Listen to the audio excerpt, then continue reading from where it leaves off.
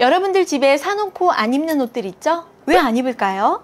유행이 지났거나 체형이 변해서 안 맞는 옷들이 대부분일 거예요. 그나마 과거에 많이 입었던 옷들은 안 아까운데 비싸게 주고 사서 한두 번밖에 안 입은 옷들을 버리자니 아깝고 입자니 안 어울리고 애물단지가 돼서 옷장 속에 처박혀 있을 겁니다. 그런 옷들을 약간만 수선해서 세련되게 입는 법 알려드릴게요.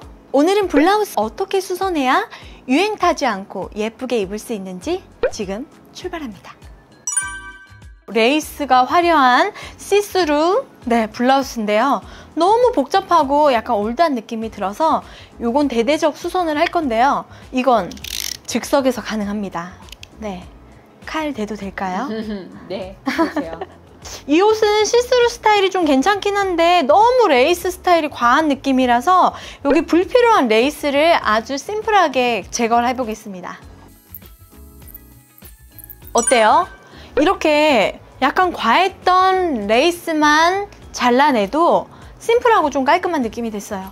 이 부분도 한번 잘라볼까요? 좀 더 깔끔하게 이 부분도 제거하면 좋을 것 같아요. 여기 넥 라인에도 아주 깔끔하게 제거하니까 훨씬 더 낫죠? 여기서 끝나는 게 아니에요. 소매 부분이 팔꿈치 정도 있는 소매는 어정쩡하고 별로 이쁘지 않습니다. 이 부분도 좀 짧게 수선을 해서 아주 예쁘게 입을 건데 핏 한번 잡아볼게요. 오른쪽과 왼쪽 한번 딱 비교해보세요. 어느 쪽이 훨씬 나은가요? 이렇게 잡은 부분이 훨씬 낫죠? 소매 부분을 수선할 때는 잘 기억하세요. 일자로 딱 수선하는 것보다 살짝 사선으로 수선하는 게 팔이 더 길어 보이고 예뻐 보여요. 옷이 예뻐 보이니까 수선할 때는 팔은 항상 살짝 이렇게 사선으로 수선하는 거 꼭 기억하세요.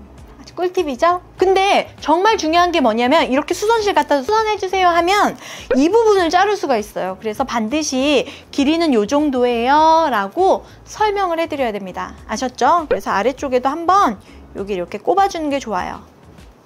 이렇게.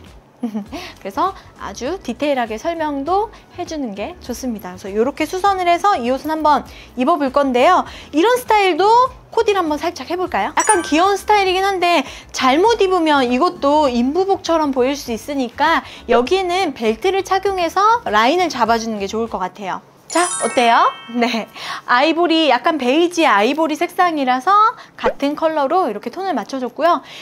왜 이 옷을 대대적인 수선을 했냐면 화이트였다면 그나마 괜찮았을 텐데 이 아이보리빛 약간 베이지 톤이라서 답답해 보이고 좀 더워 보일 수가 있어요. 여름에는. 그렇기 때문에 레이스 같이 답답한 느낌을 다 걷어버리고 소매 부분도 어정쩡한 기장보다는 조금 짧고 시원한 느낌으로 그리고 벨트를 더해서 라인을 잡아주면 이렇게 다른 옷처럼 탄생합니다. 유행이 지나고 약간 올드한 스타일의 레이스가 있다면 여러분들도 이런 식으로 레이스를 최대한 제거해서 깔끔한 스타일로 연출해보세요. 근데 레이스가 제거가 될까요? 모든 옷에 달려있는 레이스는 다 박음질을 했기 때문에 깔끔하게 제거가 가능하고요. 집에서 하기가 좀 힘들다면 수선실에 맡겨서 제거하는 걸 요청하면 됩니다. 자, 이번에는 수선하지 않은 블라우스예요. 키가 167에 이렇게 팔다리가 길고 어깨가 이렇게 딱 각이 서 있는 분들이라면 수선을 안 해서 입어도 괜찮겠지만 대부분은 한국 여성분들이 어깨도 좀 좁고 그쵸? 팔도 그렇게 길지 않아요. 그래서 이런 옷 입으면 잘못 입으면 약간 정말 무슨 나폴레옹 그런 느낌 옷을 입은 것 같은 남의 옷을 입은 것 같은 느낌이 들어서 이 블라우스를 아주 멋지게 한번 수선을 해볼 건데요. 핏 잡는 것 때문에 제가 수선하기 전 제품도 가지고 왔어요. 이 블라우스의 특징을 보면 여기 더블 플라이의 비숍으로 어깨 부분과 소매 부분이 굉장히 과해서 상체 부분이 너무 강조돼서 부해 보이죠? 이 스타일을 좀 더 심플하게 한번 수선을 해보겠습니다. 여기 보면 어깨에 이렇게 퍼프가 과한 스타일은 어떻게 해야 된다 그랬죠? 여기서 1인치 정도 수선을 이렇게 할 거예요. 그래서 1인치 정도로 안쪽으로 이렇게 수선을 할 겁니다. 1인치 정도 수선을 하려고 수선 후의 모습을 이렇게 제가 딱 집어서 보여드렸는데 이렇게 하면 수선집에서 어느 정도를 수선하는지 몰라요. 그래서 반대쪽은 여기에 딱 수선을 하는 그 부분에 핀을 이렇게 딱 꼽아주면 돼요. 그래서 1인치 정도를 수선한다고 표시를 해주면 되고요. 그 다음이 여기 어깨도 보면 이 부분이 셔링이 되게 과해서 어깨가 되게 넓어 보이고 팔뚝이 두꺼워 보여요. 그래서 이 부분도 아주 날씬하게 수선을 할 건데요.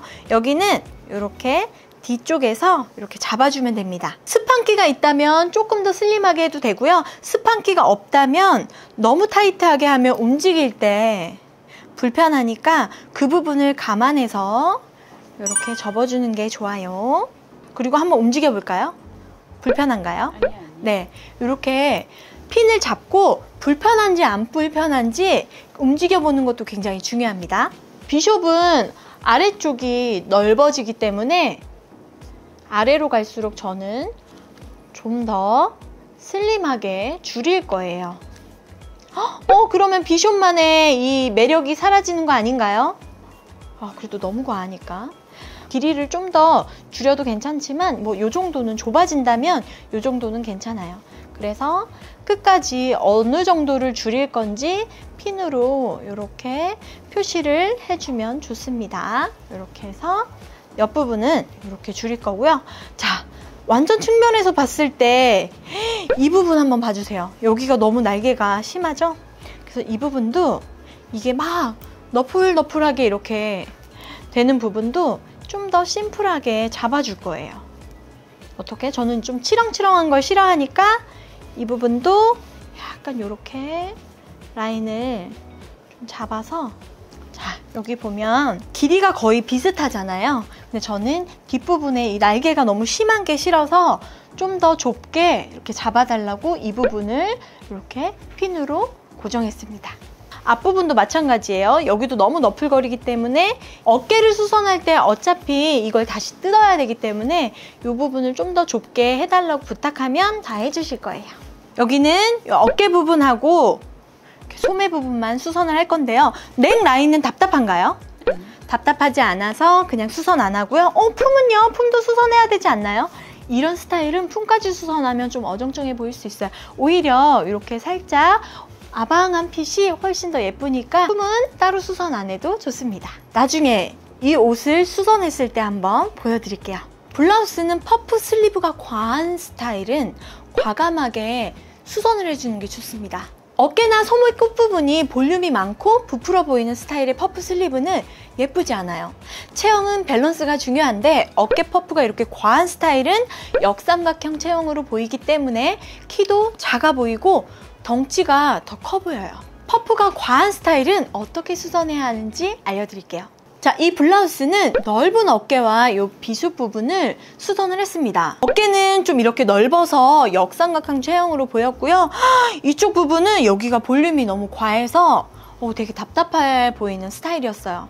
그래서 어깨 부분을 체형에 맞게 이렇게 올렸고요. 1인치 정도 어깨를 이렇게 올려서 수선을 했습니다. 그리고 여기 소매 부분도 이 부분이 되게 과했거든요. 볼륨이. 이 부분을 이렇게 줄여서 완성했어요. 그랬더니 좀 깔끔하면서 체형에 맞는 그런 스타일이 됐습니다. 넥 라인도 이렇게 높았었거든요. 그래서 높은 부분을 아래쪽으로 좀 낮춰서 편안하게 목이 답답해 보이지 않게 이렇게 수선을 했습니다. 자, 이렇게 수선된 블라우스는 아래 부분이 이렇게 되어 있잖아요. 그래서 이런 거는 살짝 라인을 넣어서 입으면 좋고요. 하이 웨스트 그런 팬츠를 입어주는 게 가장 좋아요. 그래야 3, 7, 7대 3의 황금 비율을 연출할 수 있습니다. 여러분들이 수선하실 때 어깨 부분이 너무 아래쪽으로 처져 있고 볼륨이 있다. 그러면 내 어깨 라인에 맞게끔 줄여주는데, 그럼 어깨는 어느 정도 줄여야 할까요? 자, 이렇게 보면 어깨 부분에 여기 셔링이 이렇게 잡혀 있는 거는 조금 더 많이 수선해야 되는데, 셔링이 없이 이렇게 깔끔하게 떨어지는 라인은 여기 어깨에서 거의 끝날 정도까지만 이렇게 딱 맞춰주면 좋아요. 이게 원래는 아래쪽으로 되어 있었는데 이 정도까지 올렸거든요. 이걸 너무 안쪽으로 이렇게 줄이면 어깨가 너무 좁아 보이고 남의 옷을 입은 것 같이 큰 옷처럼 보일 수 있으니까 이 정도 이렇게 딱 이 어깨 사선 라인에 맞춰서 수선하는 게 좋습니다. 그리고 소매 부분도 여기를 너무 타이트하게 하면 움직일 때 불편하니까 스판기가 없는 이런 면 소재는 그래도 어느 정도 여유는 있고 약간 슬림하게 점점점 슬림하게 수선해 주는 게 좋아요. 이렇게 점점 슬림하게. 네. 자, 이번에 수선한 옷은 바로 이 블라우스인데요. 이중 퍼프 슬리브가 이렇게 과했던 걸 심플하게 수선했습니다. 이 소매가 원래는 안쪽은 이렇게 길고 위에는 셔링이 아주 과했어요. 입었을 때 성가대 블라우스, 유니폼 느낌? 딱 그 느낌이 났습니다. 넥라인도 여기가 너무 높고 볼륨이 과한 스타일이라서 목도 답답하고 아주 짧아 보여서 이 부분도 이렇게 낮고 가볍게 수선을 했습니다. 근데 여기서 뭔가 좀 밋밋하고 심플한 것 같아서 제가 하나를 더 했어요. 그게 바로 짠, 이렇게 리본 테이프를 더해준 건데요. 네, 리본을 안 해도 상관없지만 이걸 했을 때 더 세련되고 고급스러운 이미지가 나서 리본을 달았는데요. 자, 수선은 어떻게 하냐면요. 리본 테이프를 여기 가운데 부분과 양쪽 어깨 이렇게 두 곳, 총 3곳을 박음선을 이렇게 했습니다. 박음질을 했어요. 짠!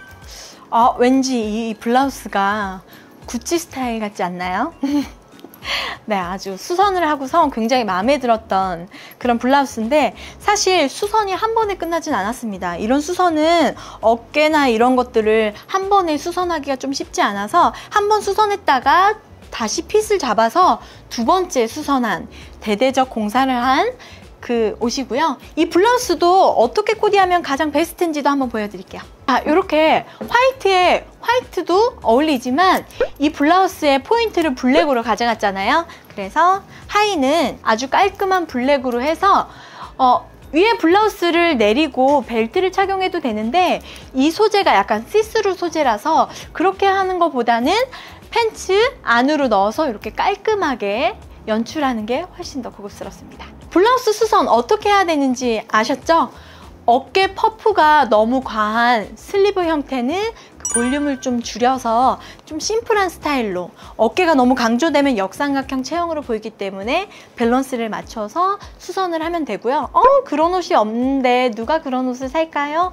정말 많은 분들이 한두 개쯤은 꼭 그런 것들이 있더라고요. 그래서 여러분들도 보시고 나도 저렇게 어깨 볼륨이 과해서 안 입게 됐는데 그런 옷들은 꼭 한번 수선을 해서 입으시면 좋을 것 같아요. 그러면 옷을 수선하는 것이 비용 면에서 효율적이지 않을 수 있어요.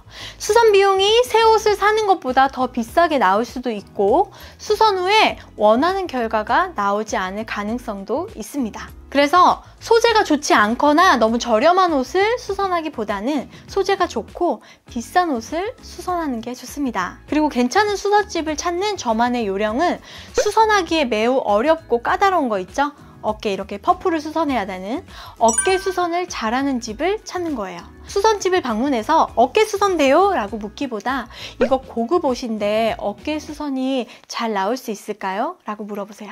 그분들도 비싼 옷을 망치고 싶지 않기 때문에 자신 없는 분들은 못한다고 할 겁니다. 오늘은 저와 함께 일을 하고 있는 김 차장님에 대한 스토리를 들려드리겠습니다. 업무가 끝나고 가끔 이제 늦게 남아서 일을 할 때 차장님 어머니께서 전화가 딱 오면 어머니랑 통화할 때 어머니 밥 많이 먹었습니까? 일 없습니다. 밥 먹었습니까?